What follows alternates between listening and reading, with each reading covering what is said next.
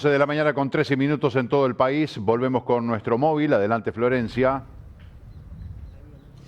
Marcelo, sí, como les adelantamos más temprano, en el Día Nacional contra el VIH, aquí estamos en el Centro de Salud de Vigía con Nadia Núñez de Viralizando Conciencia, donde justamente se está llevando adelante una jornada importante dentro de lo que es la concientización a partir del VIH. Muchas gracias, Nadia, por recibirnos. No, gracias a ustedes por estar. Hoy es el Día Nacional del VIH y bueno, se realizó una jornada de testeos rápidos para toda la población. El que quiera, no es necesario que sean solo de ACE, cualquier persona puede venir y testearse. Este centro tiene testeos rápidos siempre, o sea, todos los días que la persona quiera hacerse testeos puede venir y hacerse testeos que están disponibles. Y bueno, y hoy apoyamos y nos está yendo bastante bien, hay gente que se está testeando, porque viste que los diagnósticos tempranos son importantes tanto como para que las personas puedan tener una vida normal y saludable, como para que la transmisión no sea tan marcada, ¿no? Porque si paciente sin diagnosticar es un paciente que puede estar transmitiendo el virus. ¿Cómo se lleva adelante el test rápido? El test rápido es un pinchacito. El test rápido es un pinchacito en el dedo, pinchacito, una gotita de sangre como el de la glucosa. El test está en 10-15 minutos y es 99,9 seguro. ¿Y por qué es que se conmemora en Uruguay este día? Se conmemora porque el primer diagnóstico de VIH se dio el 29 de julio de 1983 en nuestro país. ¿Y cómo se está trabajando desde Viralizando Conciencia con esta fecha, ¿no?, tan importante? Esta fecha la estamos trabajando para concientizar con respecto a la diagnosticación y la discriminación, que es un tema que es por lo que más estamos peleando que se termine para que las personas puedan tener una vida digna, porque la discriminación le saca la dignidad a cualquier persona. Y algo importante para destacar es que a pesar de que hoy se estén haciendo estos test rápidos aquí en el Centro de Salud Vigía, se hacen durante todo el año. Se hacen durante todo el año, durante todos los días. Es la policlínica que tiene el testeo, que lo tiene siempre. Y de Viralizando Conciencia, la otra vez habíamos conversado que estaban llevando adelante distintas iniciativas, distintas formas de conectarse también, ¿no?, con gente que padece VIH y que necesita ese apoyo. Y que necesita ese apoyo, sí, asesoramiento, porque justamente hay muchas personas que viven con VIH que no tienen la información necesaria, sobre todo los derechos que tenemos. Estamos peleando por una ley integral, que hay un subproyecto que todavía no salió, para que todos tengamos derechos, derechos de atención médica, derechos de diferentes estudios que a veces no se llevan a cabo dentro de ciertas comunidades. Estamos peleando por una ley integral para defendernos de la discriminación y para tener derecho a todas las medicaciones y a pesar de que la medicación es de primer nivel, no todo el mundo sabe que tiene acceso a ella. ¿Hasta qué horario va a estar funcionando aquí el testeo rápido? Hasta las 12 horas. Bien. Sí. ¿Y cómo puede ser quienes estén interesados o conozcan a alguien que quieran acercarse a Viralizando Conciencia? A la fanpage, que es Viralizando Conciencias en Facebook, y tenemos un mail que es viralizandoconciencias@gmail.com. Muchísimas gracias por su tiempo. Gracias a ustedes por el espacio y siempre estar. Saludos. Marcelo, desde aquí entonces continuamos con ustedes en el marco de este Día Nacional del VIH. Muy bien, gracias Florencia por este adelanto. Volvemos contigo más adelante. Ahora vamos a recibir, como les habíamos adelantado, al doctor Juan Manuel Sanguinetti. Doctor, bienvenido. ¿Cómo le va? Muchas gracias, Marcelo. Gracias por la invitación. Con mucho gusto. Bueno, queríamos hablar de este tema, ¿no?, de las cirugías que se reprogramaron, se volvieron a agendar, estaban detenidas, paralizadas como consecuencia de la pandemia, y también de una cantidad de consultas que no se han hecho, consultas a los médicos, que no se han hecho porque se suprimió la presencialidad, se empezó a trabajar en la modalidad de videollamada o de consulta telefónica, y mucha gente también tenía ese temor de ir a una mutualista, de ir a un hospital, entonces no se hicieron estudios que se deberían hacer, no se hicieron los chequeos, no se hicieron diagnósticos, algunos tratamientos quedaron suspendidos, demorados, interrumpidos. Bueno, todo eso, ¿qué consecuencias tiene? ¿Cómo se mide eso, doctor? Bueno, Marcelo, voy a hablar un poco desde mi especialidad, que soy médico cirujano. Es verdad que en la pandemia existió un retraso en las consultas, con mucha razón de la población, con miedo por parte de la población, con miedo también por parte del personal de salud, porque era algo que nosotros no conocíamos, nos enfrentamos a un enemigo nuevo. Ustedes vieron que semana a semana íbamos teniendo nuevos datos sobre cómo manejar esta enfermedad al inicio de la pandemia, que hoy, por suerte, estamos mejor, conocemos bien a este nuevo enemigo que tenemos, pero eso llevó a que la población consultara en forma tardía, porque la prevalencia de las enfermedades más frecuentes siguió siendo la misma. O sea que la gente seguía con diabetes, seguía con hipertensión. De la parte nuestra de cirujanos, la gente con litiasis, que son cálculos en la vesícula o en la vía biliar, persistía con los mismos cálculos, y la gente seguía teniendo apendicitis, que es de los cuadros más frecuentes en la urgencia y emergencia de los hospitales y sanatorios, y la gente demoraba en consultar, porque estaba el quédate en casa, pero no quédate en casa siempre o si tenés dolor.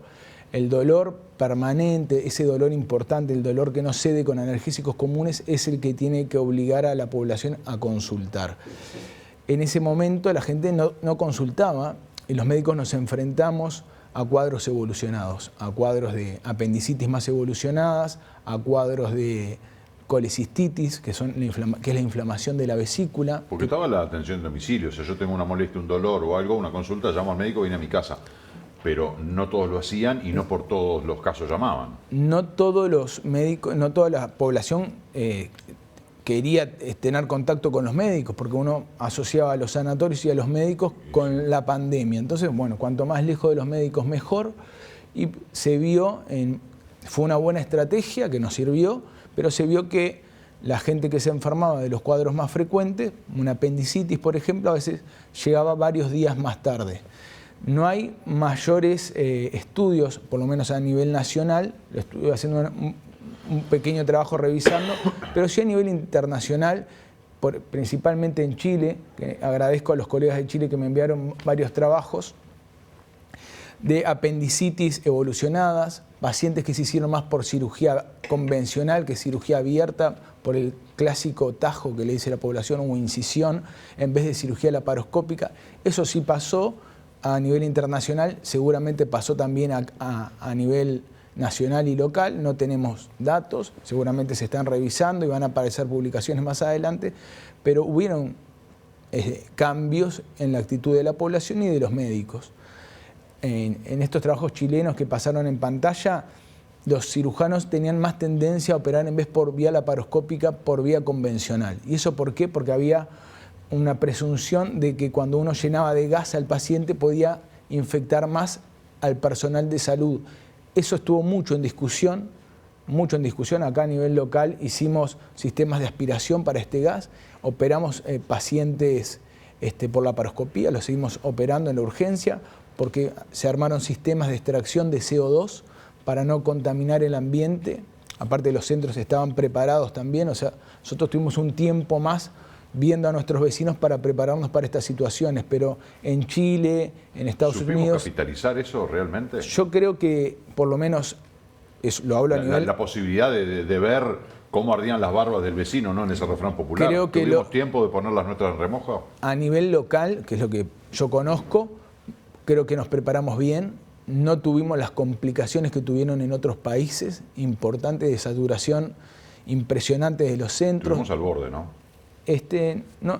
No tengo los números, yo no puedo... A fines de mayo, 560 camas en CTI, 560 internados por COVID o con COVID, ya la pérdida del rastreo de los casos, o sea, ya estamos en una situación totalmente descontrolada y se hablaba del colapso del sistema. Una situación bastante crítica, como se vio a nivel internacional, esto lo pasaron varios países, pero creo que a nivel por lo menos local, el sistema de salud, lo hablo personalmente, creo que no colapsó.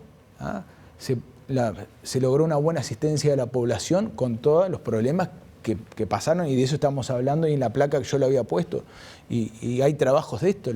Hubieron complicaciones, hubieron más peritonitis, hubieron más consultas tardías de patologías médicas, pero bueno, se vio en todo el mundo. A nivel local lo vimos en forma tan importante. Mi experiencia personal, y luego en forma personal, me impresiona que no. No hay datos. Uno, para aseverar algo de esto, tiene que hacer un trabajo científico, revisar los datos y ahí decir si sí o si no. Por ahora no tenemos. Seguramente hayan trabajos que están en proceso. Nosotros siempre fuimos como un paso atrás de la pandemia, nos equiparamos en algún momento y ahora estamos mejorando. En la placa apareció, así que aprovecho de decirte que no todo fue malo en esta pandemia. Se lograron cosas muy buenas y hay que nombrarlo. A nivel local se generó un convenio que no tiene precedentes entre la Fundación Favaloro y la Unión Médica de Maldonado, o sea que el gremio médico de Maldonado apostó a hacer una beca de simulación e innovación en medicina y especialmente en cirugía.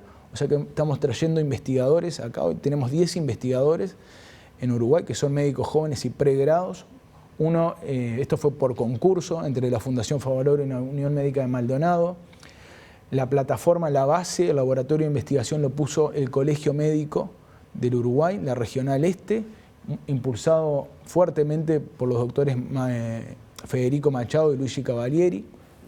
Así que más que agradecidos estamos, que ellos fueron los que pusieron el pilar inicial y apostaron a esto que no existía en Uruguay. Una beca de este tipo no existía, lo generamos en plena pandemia. Tenemos 2 residentes de cirugía de tórax, un residente que es el doctor Martín Eckroth de ginecología de nuestro hospital, que ganó esta beca por concurso, y 9 ayudantes de estos residentes que los estamos formando como líderes en investigación y en simulación. Tienen 3 líneas de investigación que después vamos a hablar, que son súper interesantes, de adaptadores para las pinzas, generar impresión 3D para prepararnos para las cirugías, modelos de simulación, modelos de ecografía, sistemas para hacer más seguras la cirugía. Ahí vieron fotos de los laboratorios. Estas son las clases que estamos teniendo con los cirujanos de la Fundación Favaloro y referentes internacionales, incluso con el doctor Edgar Figueredo de la Universidad de Washington de Estados Unidos, que nos está dando clases. Centro arriba, ¿no? Sí, clases particulares a nuestros becarios, y se están sumando los cirujanos locales y los cirujanos a nivel nacional. O sea, la pandemia tuvo una cara mala, es real, existieron muchos problemas, los estamos resolviendo recién ahora, pero está esta otra cara que es muy buena, que hay que decirla. Creo que los médicos a nivel local vieron, y toda la población vio, que la ciencia es fundamental, que para salir de esta pandemia fue necesaria la ciencia, fue necesaria la medicina, fue necesario confiar en los médicos. Creo que la población creyó en los médicos. La población médica creo que respondió en forma aceptable y muy bien en muchos casos. Hay trabajos de aumento de depresión en el personal de salud, un estrés muy importante. Bueno, a pesar de todo esto, se invirtió en esto. Hay una foto de todos los becarios de simulación, en clases de innovación. O sea, que como nos preparamos para la pandemia, nos seguimos preparando para mejorar en medicina. Y eso se está haciendo acá en Maldonado. Es una cosa poco frecuente en nuestro país y es la primera beca internacional, por lo menos que conocemos nosotros, en nuestra especialidad seguro, y en el resto de las especialidades médicas probablemente sea la primera también de este tipo en nuestro país. El personal de la salud que, además de que padeció como toda la ciudadanía uruguaya y como todo el mundo las consecuencias de una pandemia de esta magnitud, o sea que lo que nos pasó a nosotros del aislamiento, de no poder ver a los familiares, de tener que usar tapaboca, de la distancia física, de todas esas cosas que hablamos desde hace 500 y algo de días, obviamente el personal de la salud también, pero el personal de la salud además tenía esa enorme carga adicional que era en el estar en la primera línea de batalla, el atender a la gente 24 horas al día, los 7 días de la semana, con 2 meses o 3 meses que fueron críticos, yo diría abril, mayo y junio, que fueron tremendamente duros para el personal de la salud. ¿Cómo se miden las consecuencias de esa gente que, además de todo lo que padecemos y que lamentamos, de que qué horrible, que el alejamiento y el distanciamiento, además se le carga con esa tarea? Bueno, el profesor Russo, ex grado 5 del Hospital Maciel, ayer me mandó, estuve revisando para hablar hoy contigo, me mandó un trabajo muy interesante hecho a nivel nacional de aumento de la depresión y del estrés en el personal de salud, que fue difícil de manejar. Había una confianza de entre el 30 y el 40% del personal de salud en las instituciones y el mismo porcentaje a las instituciones de salud y al gobierno. O sea que el porcentaje era bajo o medio. Se vio después que la incertidumbre que genera miedo, que genera estrés, se combate con conocimiento. Y a la vez que nosotros íbamos teniendo más conocimiento de cómo enfrentarnos a esta enfermedad, el estrés baja, el miedo baja, pero no se va, ¿no? Uno trabaja con otro nivel de estrés. Yo te pongo un ejemplo personal de mi vida. Mi mujer es médica, es internista, está embarazada, o sea, y ahora sabemos que las embarazadas son más lábiles, o sea, son más sensibles a este virus. La población médica está preocupada por las embarazadas. Y yo llegaba a mi casa, tengo 2 hijos, y no podía ver a mis hijos. O sea, yo me tenía que cambiar la ropa, había todo un protocolo, me trataba de bañar lejos en una zona como para bañarte uno, para limpiar, para cambiar la ropa, poner la ropa en bolsa, porque no sabíamos si nosotros podíamos llevar en nuestra ropa o sobre nuestro cuerpo este virus. Ese protocolo, ¿no?, que era domiciliario, lo tenía que hacer todos los días. Estresante, y antes llegaban mis hijos y yo los abrazaba. Les daba un beso. Por eso digo, el privarse de eso también genera estrés. Eso genera mucho estrés, permanece hasta ahora. Esas precauciones las sigo manteniendo hasta el día de hoy.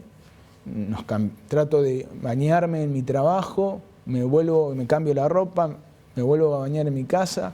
Siempre extremar las medidas nunca está de más. La población tiene que seguir cuidándose. Estamos mejor, pero creo que no hay que bajar los brazos. Y bueno, esto es todo un estrés que permanece. Aprendimos muchas lecciones. No nos habíamos, la generación nuestra de médicos más jóvenes, salvo la H1, no nos habíamos enfrentado a una pandemia de este tipo, y creo que generaciones más viejas tampoco. Fue un aprendizaje, es un aprendizaje. Generó una incertidumbre que en medicina no estábamos tan acostumbrados a enfrentarnos, y la población tampoco. Esto en un momento parecía una película. No entendíamos. Los médicos veíamos esto en China y pensábamos que no iba a llegar acá, y al poco tiempo estaba acá. Perdimos todo el verano del 20 balconeando lo que pasaba en China y empezaba a pasar en Europa, sí, que mucho se dijo de que se perdió ese tiempo divino que se podría, no sé en qué, ¿no?, haber adelantado. Nosotros los médicos, en forma individual, como profesionales, tenemos tres pilares, ¿no? Uno es el docente, otro es el investigar, y el pilar que ve la población es el asistencial, o sea, la parte que nosotros atendemos a la gente. Pero nosotros nos estuvimos preparando y estábamos al tanto de lo que estaba pasando en China. Gran parte de la población médica, en nuestros chats, en nuestras comunidades científicas, en nuestras sociedades científicas, ya lo veníamos discutiendo. A veces esto no sale a la población. Nos veníamos preparando, veníamos viendo qué pasaba. ¿Cuándo? ¿En diciembre, enero? Y bueno, febrero? nosotros, esto que está tan globalizado, cuando pasa algo en China, enseguida nos enteramos a nivel mundial de todo. Cuando hay algo bueno pasa... O sea, en diciembre sabíamos de los casos de COVID en Wuhan, y lo vimos como una noticia internacional más. No pasó de eso. No pasó eso, pero nosotros nos veníamos actualizando, porque yo como cirujano te podrás imaginar lo que sé de virología. Casi cero, o sabía. Me tuve que poner a leer. Generamos protocolos por si operábamos por laparoscopía para poder aspirar ese CO2. Capaz que llegaba, en algún momento pensamos que no lo íbamos a usar nunca. Esa es la verdad. Y después lo terminamos usando en forma casi habitual. Nos fuimos preparando, fuimos viendo lo de los tapabocas. En Maldonado fueron el sistema de salud privado los primeros lugares de Uruguay donde se usó tapaboca sin mayor consenso, incluso, ¿no?, a nivel internacional se recomendaba, no se recomendaba. Bueno, acá en Maldonado los centros asistenciales, los médicos empezamos a usar, creo que fuimos de los primeros centros que se empezó a usar tapaboca por sentido común, ¿no?, un sentido común y con cierta base científica. Pensando en otras infecciones, en otros virus. O sea que hubo una preparación. Que la población no la haya visto del todo es porque a veces los médicos como buenos profesionales nos vamos preparando en silencio, nos vamos preparando para la batalla como cuando vamos a operar un paciente. Nosotros vamos a estudiar, revisamos la cirugía, revisamos las imágenes, las compartimos con colegas, generamos discusión para llegar a la cirugía o para enfrentarnos a una enfermedad de la mejor manera. Eso se hace, eso lo está haciendo este grupo de colegas que están en el Laboratorio de Innovación y Simulación del Colegio Médico. Vamos a preparar, creo que la parte del COVID puede ser un pilar de investigación en este laboratorio. Tenemos mucha gente joven que está estudiando. Ahí están viendo todos los contactos de Argentina, de Paraguay, de Estados Unidos que hemos generado en el correr de los años para investigar y para actualizarnos. Nosotros cuando España explotaba el COVID, nosotros teníamos colegas en España que estábamos en contacto. Hicimos varios Zoom con la gente de Washington, de Estados Unidos. Ahí pasaba una foto del doctor Edgar Figueredo, que era uno de los puntos rojos, puntos calientes de Estados Unidos, Washington, en Seattle, y estábamos hablando en directo con él y él nos estaba pasando todos los piques de lo que estaban haciendo ellos para nosotros prepararnos. Pensábamos que esto iba a llegar acá. Como científicos sabíamos que esto podía pasar. Uno siempre tiene cierta negación y piensa que esto nunca va a llegar, pero este mundo está globalizado. Sin duda. Esto nos demostró que el mundo está globalizado.